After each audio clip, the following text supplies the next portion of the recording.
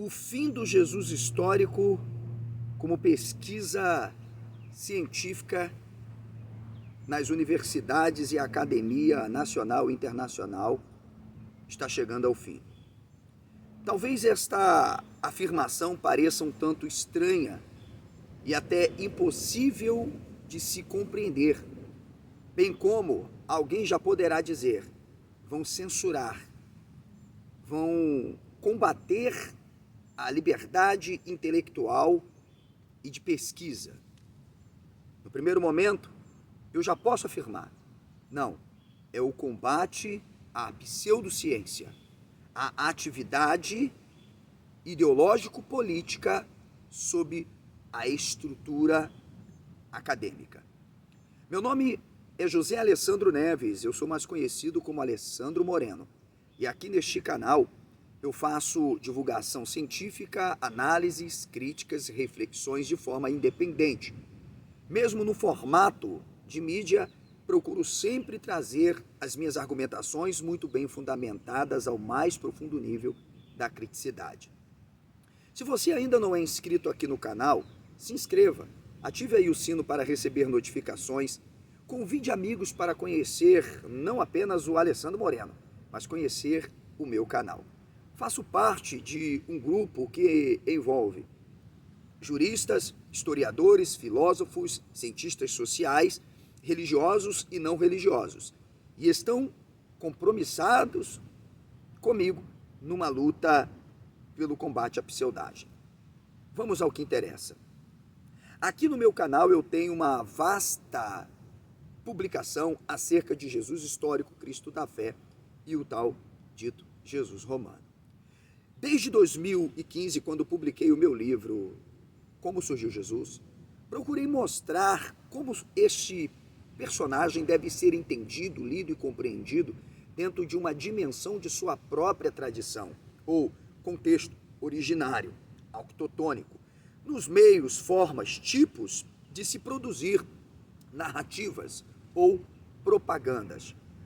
Como identificar os tipos de propagandas a partir das produções literárias, artísticas, arquitetônicas, entre outras, que eram formas de se anunciar e enunciar não só a grandeza dos dominantes, bem como também a desgraça, miséria dos dominados, a partir de satirizações.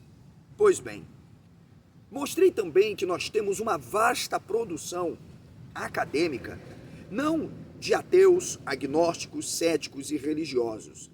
São publicações dos próprios defensores do tal Jesus histórico.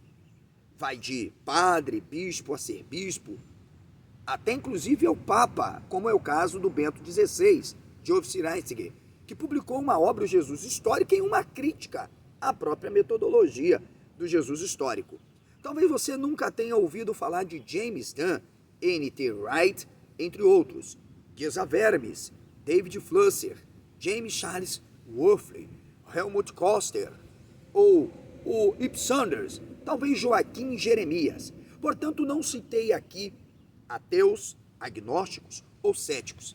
Citei aqui cristãos, citei aqui humanistas, indivíduos que, diante de um contexto do século XIX, de total opressão e domínio da igreja, começaram a vislumbrar a possibilidade de uma reconstrução sobre esta personagem a partir do que eles vão denominar, até então, de métodos científicos. Devemos lembrar que a história ainda não estava inserida no bojo das ciências humanas, tampouco sociais.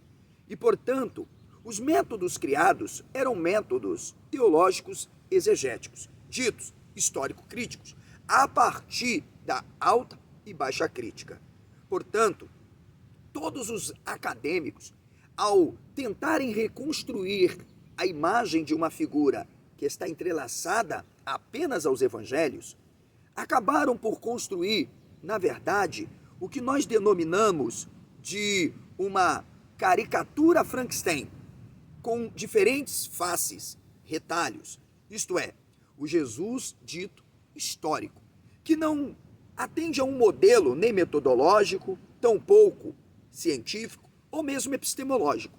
Este Jesus nada mais do que é uma ideologia. De acordo com os seus grupos, de acordo com as suas escolas, Jesus histórico é inserido no bojo das pesquisas interdisciplinares como possibilidade de ser um status, de fato, acadêmico. E com isso, muitos estão sendo financiados a concessões de bolsas, titulações de mestres e doutores com produções teológicas e que, na verdade, não superam, não passam absolutamente em uma crítica metodológico-científica. É o que eu irei fazer ano que vem, se tudo der certo, de acordo com a minha atividade, tanto profissional, pessoal, tentando conciliar esse tipo de trabalho, que vai começar com uma investigação nos balcões universitários, entrevistando os diretores, líderes de departamentos, para nós mostrarmos que não é possível, sobretudo aqui no Brasil, onde não se produz ciência de verdade, nós estarmos financiando uma pseudagem.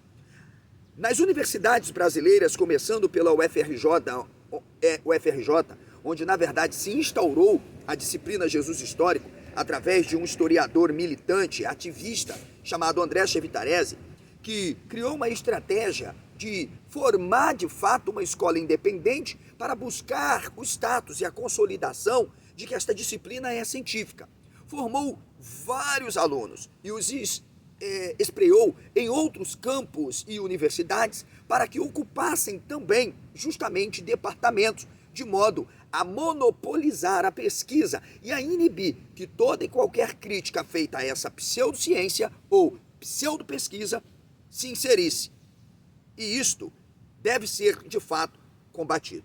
O meu papel será, mais do que qualquer outro, aqui no Brasil, mostrar que esta pesquisa, ela não tem legitimidade científica, ela não passa no crivo de uma crítica epistemológica, ela é ampla e puramente ideológica.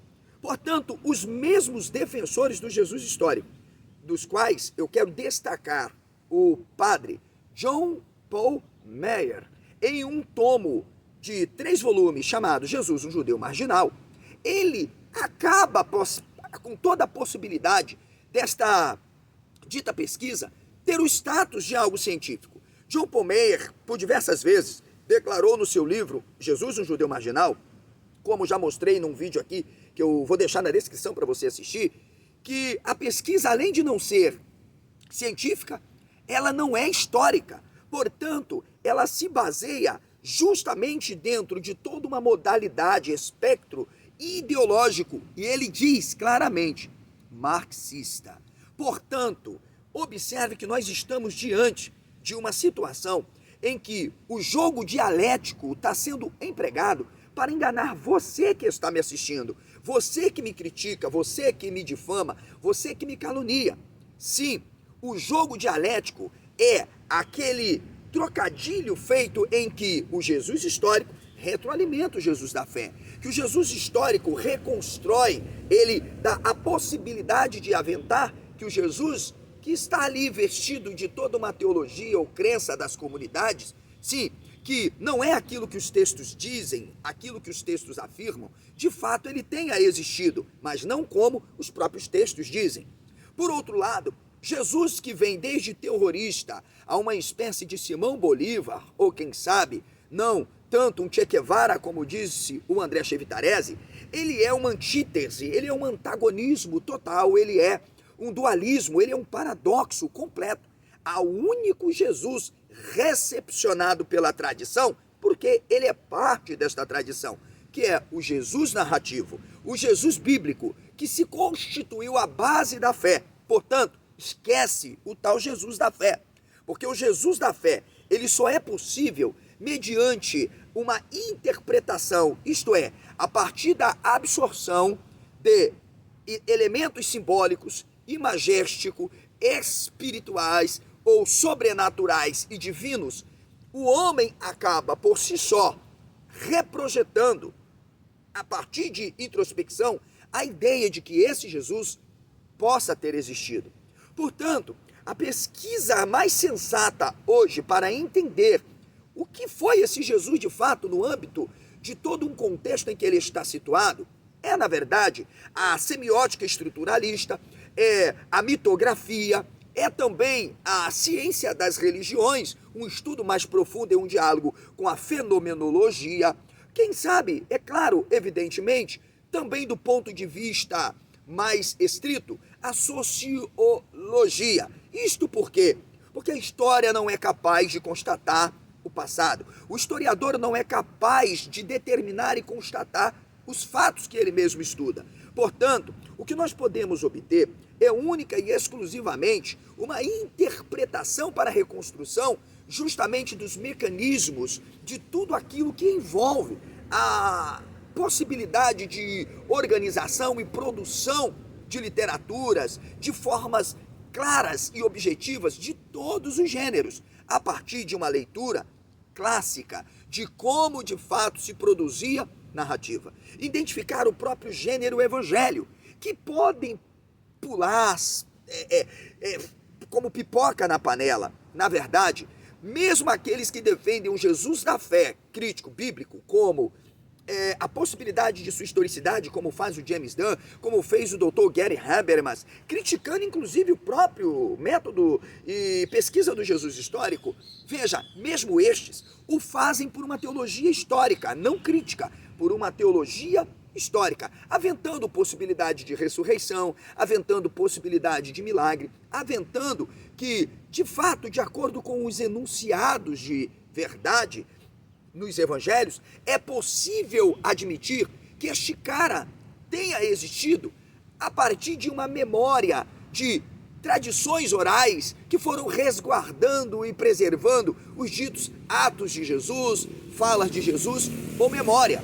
O que, na verdade, nós, ao colocarmos essa mesma tradição oral no seu contexto, ela se autorrefuta, tendo em vista que o que temos são diferentes tradições que produzem diferentes relatos sobre este Jesus. E admitir que em 3 anos apenas é possível uma gama de tanta informação a respeito de uma única personagem que aparece sob diferentes perspectivas, tenha sido a possibilidade de uma tradição oral ou mesmo memória. E, portanto, se eu convidar a psicologia analítica para entendermos como se deu a produção dos evangelhos, submetendo todos os evangelhos, sem exceção, desde os sinópticos, canônico João, apócrifo de São Tomé, entre outros, nós não teremos um outro resultado, a não ser de que esta figura, de fato, é uma ficção literária, de que esta figura é, sem dúvida,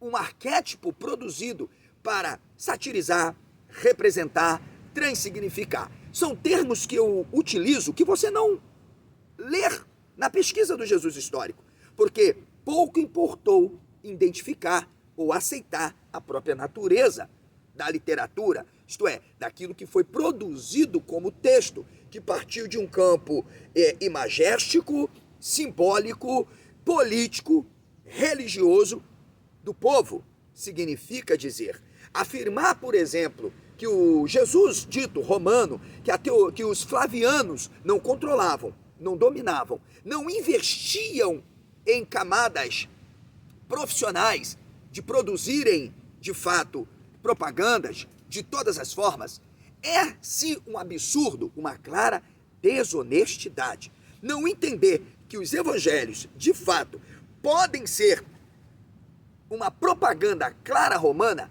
é outra desonestidade. Afirmar porque um ateu disse, porque um cético disse, porque investigue quem são estes ateus. Aqui no Brasil, por exemplo, alguns ateus palpiteiros, como Felipe Pondé, Leandro Carnal, estão ganhando dinheiro com o Jesus histórico, porque, na verdade, ele é uma crítica, a crítica ao Jesus histórico.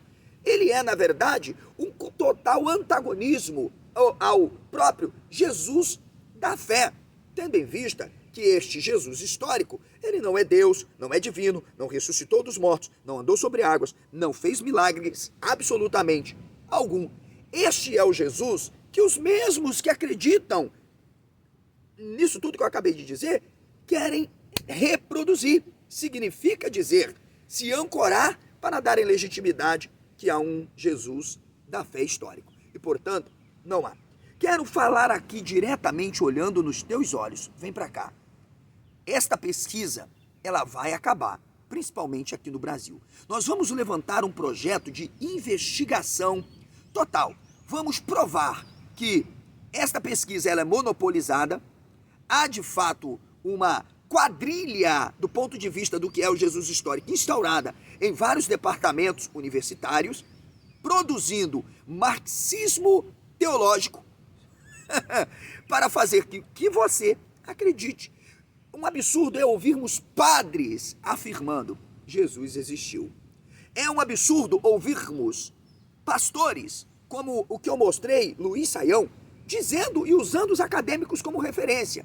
O grande problema é que o Jesus que os acadêmicos defendem da escola historicista não tem nada a ver, pastor Luiz Saião, com o Jesus que o senhor aventou afirmar que é legitimado pelos acadêmicos, quando não é.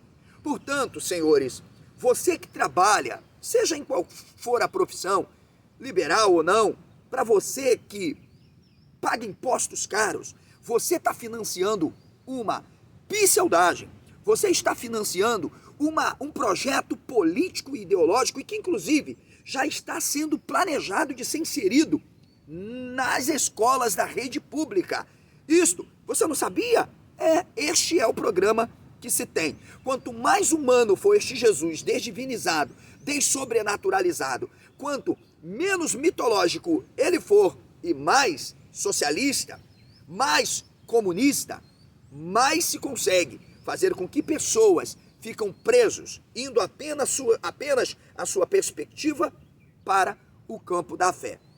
Portanto, eu quero contar com o teu apoio, quero contar de fato com a sua ajuda financeira, sim, porque para ir a estas universidades, fazer entrevistas a partir de um jornalismo investigativo, juntando documentações, depoimentos, inclusive ouvindo vários acadêmicos inseridos nas universidades que estão revoltados com esta pesquisa sobre Jesus histórico no Brasil, com status de pesquisa acadêmica. Pegaremos todas as produções acadêmicas, desde teses, dissertações e artigos, que mostram que eles mesmos reconhecem que esta pesquisa não é científica. Eles criaram o que eu denomino de tautologia. O que é, então, professor, uma tautologia? Numa linguagem muito popular, muito clara, sem vamos dizer, juridiquês, filosofês, teoriquês, a tautologia, ela funciona como uma espécie de círculo repetitivo, ok? Como se fosse o pêndulo de Foucault. É isto mesmo, porque eles não trazem nada novo. A pesquisa desde o século XX, anterior ao século XIX, Jesus é admitido como terrorista. Século XVIII não tem pesquisa por Jesus histórico, tem uma crítica sinopticista, clara, entender por que os evangelhos o descrevem de uma maneira. A partir então de uma crítica a tudo isso, Bruno Bauer surge como alguém que diz, não tem como aventar a possibilidade de que este Cristo narrativo seja uma transformação de um Cristo real em Deus.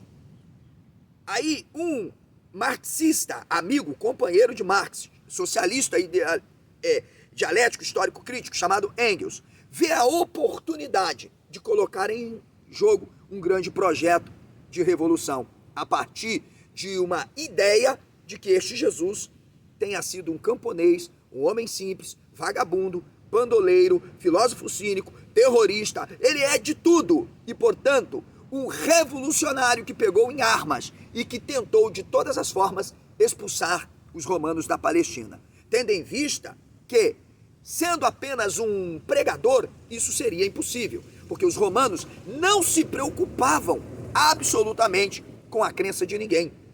E isso refuta o palpiteiro de YouTube, produtor de documentário, que disse que o cristianismo está se consolidando sobre um monoteísmo exclusivista. eu queria que ele trouxesse as fontes para mim, pois, na verdade, a sincretização que acontece de todos os deuses, inclusive do conceito do próprio Javé, com o teô de Plutarco, ou dos próprios gregos, que vai aparecer como um agnos theô, é a clara evidência de que até o quinto século o cristianismo não é um cristianismo, são cristianismos, até que sim, tanto há uma cristocentrização, mas a liberdade de se cultuar todo e qualquer Deus dentro do Império Romano é admissível. Portanto, de onde esse cara tirou o ateísmo exclusivista? Minha gente, a coisa está ficando séria. Eu vou convidar a você a fazer uma leitura comigo de algumas obras, como A República de Platão, em várias sessões em que somente Platão, há uma leitura de Sócrates, Adimanto, Glauco, entre outros, irá mostrar o conceito de mito por uma mitografia. O conceito claro de diegese, mímese, léxio, peripécia, auctotonia, como elementos claros de um arcabouço artístico, discursivo, dialético ou mesmo histórico, para se entender a arte do discurso em toda a sua forma de expressão. Portanto, eu desafio você que está assistindo este vídeo agora. Você está convidado a vir ao meu canal e trazer para mim uma dissertação, um artigo, uma tese ou um livro publicado em defesa do Jesus histórico, que tenha feito uma leitura, de fato, dos evangelhos a partir desses elementos que eu destaquei aqui: diegético, auctotônico, peripético, mimético, entre outros. Porque estes elementos eram os fundamentos de todo o discurso publicado, produzido pelos grandes nomes dos clássicos, entre eles Teucídides, Heródoto, Aristóteles, Platão, Sêneca, Cícero, Plutarco de Queroneia, Aristóteles, entre outros nomes.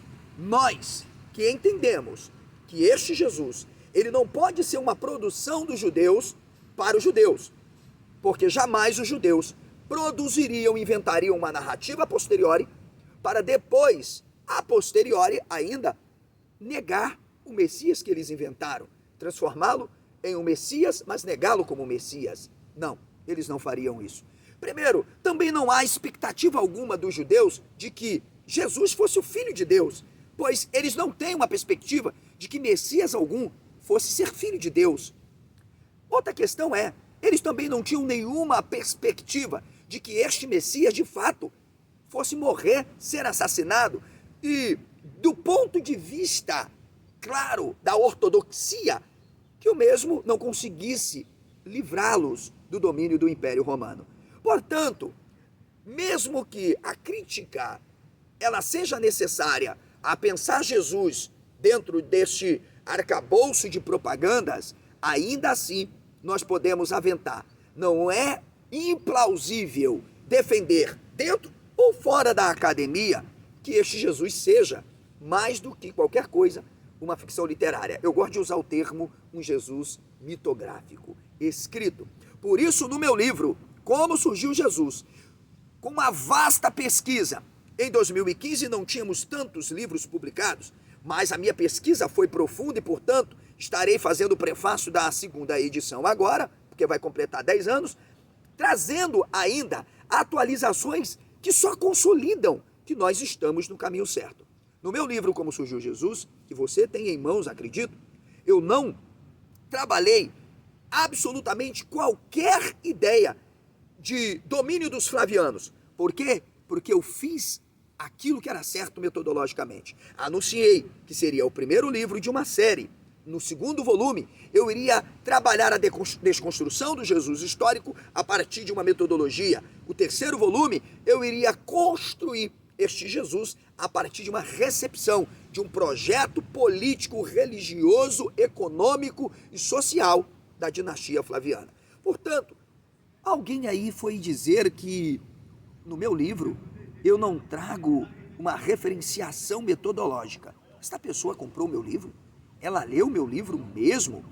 Porque em cada capítulo do meu livro, inclusive desde o prefácio, eu faço questão de atender a metodologia da pesquisa científica em todas as suas formas de exposição e abordagem. Mesmo se tratando de um livro, está ali o domínio da minha metodologia. Aliás, há um enunciado de quais os caminhos que tomarei para a abordagem de como surgiu Jesus.